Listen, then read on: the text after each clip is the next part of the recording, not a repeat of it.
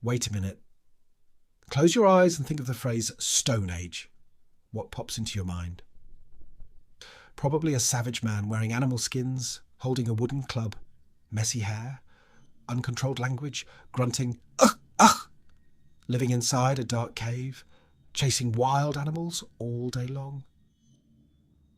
Meanwhile, the woman sits in the cave, minding children, producing nothing. This image is deeply familiar from textbooks, cartoons, and commercials, right? Now I need to tell you something critical. Almost none of this imagery is true. This false narrative is not just a harmless cartoon cliché. It was built upon a theory guessed 200 years ago, and archaeological revolutions in the last 30 years, especially in Turkey, completely shattered it. Today, I will reveal what the Stone Age actually was, and your perception of the caveman will never be the same again. Ready? Because we are starting. Part 1. Who coined the name and why? Let's begin with a simple question. Who invented the term Stone Age? A Danish museum curator named Christian Jørgensen Thomsen.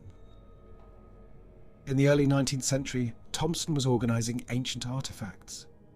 He had no radiocarbon dating, no tree ring data, or modern scientific methods. So Thomsen used a very simple layer logic, assuming that the oldest materials were buried the deepest. Based on this sorting, he named the eras Stone Age, Bronze Age, and Iron Age. These tags were based entirely on the most common tools found in those layers. Thus, the Stone Age was born from a curator's practical sorting, not scientific deep dive. Yet for centuries, it trapped a specific image in our minds. Primitive, simple humans who only utilise stone. But reality is vastly more complex. Now, let's address the biggest misconception. The club-wielding, brutal caveman. First flaw, they did not just use stone. Stone Age humans heavily utilised wood, bones, and organic materials. But because these organic elements rot, they didn't survive to our day. Only stone tools endured the test of time. The narrative we have isn't because they only used stone. It's simply because stone was the only thing permanent enough to be found. This is crucial. Archaeology often shows us what survived, not the entire truth. Second flaw, timeline boundaries keep getting pushed back.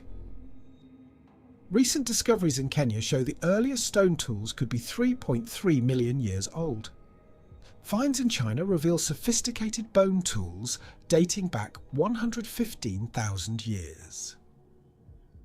These are not just numbers, they prove our baseline knowledge rests on shifting ground. The oldest tool found usually means the oldest one we managed to uncover so far. What were you taught in school? Probably that humans accidentally stumbled upon fire one day, altering history. The reality is far more shocking. Recent archaeological evidence shows controlled fire-making technology existed 400,000 years ago. And it wasn't Homo sapiens who mastered it. It was Neanderthals.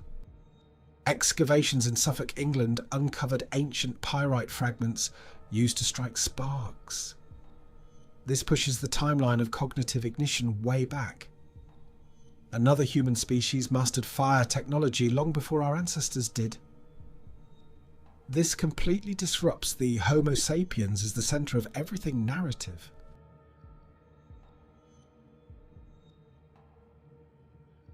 Gobeklitepe, history is being rewritten.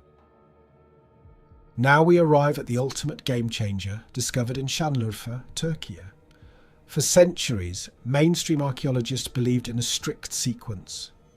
First, hunter-gatherers discovered agriculture.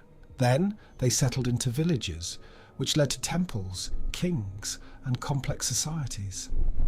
Agriculture came first, then settled life, and finally religion. But in 1994, excavations in Şanlıurfa completely flipped the script. Gobeklitepe proved monumental structures were built long before agriculture existed. Think about this for a second.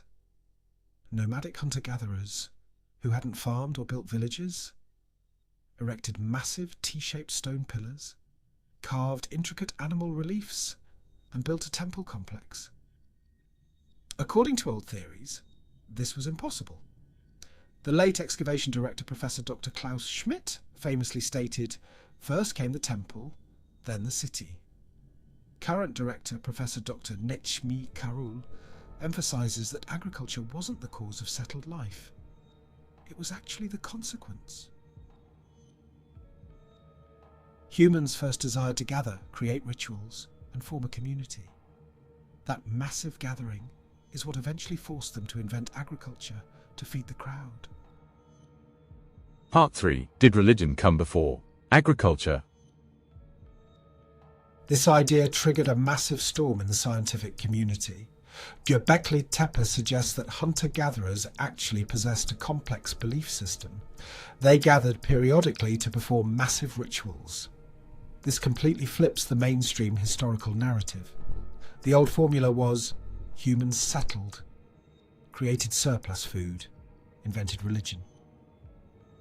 The new theory suggests humans desired to gather for faith, gatherings created villages, religion drove settled life. This alters the core engine of human history. Maybe the first thing that brought us together wasn't a full stomach. Maybe it was a shared belief. However, debate still rages among historians. History is not a fixed truth. It is a story continuously being rewritten. Now, let's tackle another major myth: the quality of life back then. We are taught that before agriculture, humans constantly starved and struggled daily. But that isn't entirely accurate either. Evidence shows that adopting agriculture actually came with a heavy price. Domestication and farming brought severe negative impacts, trapping a diverse diet into a single crop, shrinking into a sedentary lifestyle, and introducing deadly diseases jumping from livestock to humans. Agriculture wasn't just progress. It brought structural risks, monotonous diets, and plagues. So why did humans switch? Because farming allowed societies to produce surplus food for the first time. This surplus meant storage, protecting the population from absolute starvation. It was a trade-off. Saying life simply got easier is a massive oversimplification. Part 4. The hunter-man, gatherer-woman lie. Let's look at the deepest cliché. Men hunt, women stay in the cave and gather. This imagery simply projects modern gender roles onto prehistoric times. Many ancient societies lacked strict binary gender boundaries. Modern archaeology proves that women actively participated in big game hunts. Survival demanded collective effort. Everyone performed necessary tasks together. The passive woman, active man stereotype is a 19th century colonial projection. True archaeological data reveals a much more fluid, egalitarian reality. Finally, let's look at a stunning genetic revelation. We often assume ancient Europeans were always fair-skinned, right? Deep DNA analyses of ancient genomes shattered this assumption. For the vast majority of prehistoric times, European hunter-gatherers had dark skin and blue eyes. Most Europeans maintained dark skin until roughly 3,000 to 4,000 years ago. The genetic shift to lighter skin tones was driven heavily by migrating Anatolian farmers. So, the default prehistoric European image in your mind is completely wrong. And once again, Anatolian migrations fundamentally changed the continent's history. Now, think about everything you learned today. The caveman cliché is wrong. Gender stereotypes are wrong. Religion likely predates farming. Ancient Europeans had dark skin for millennia, and the oldest tool found is simply the oldest one we have uncovered so far. What does this tell us? History is not carved in stone. Every excavation rewrites the canvas. If a foundational narrative like the Stone Age can shift this drastically, how certain can we be about everything else we know? Never view history as a finished book. Always leave a question mark. In the next video, we will challenge another absolute certainty. Until then, think about this. How many things taught to you in school are currently being debunked? See you next time.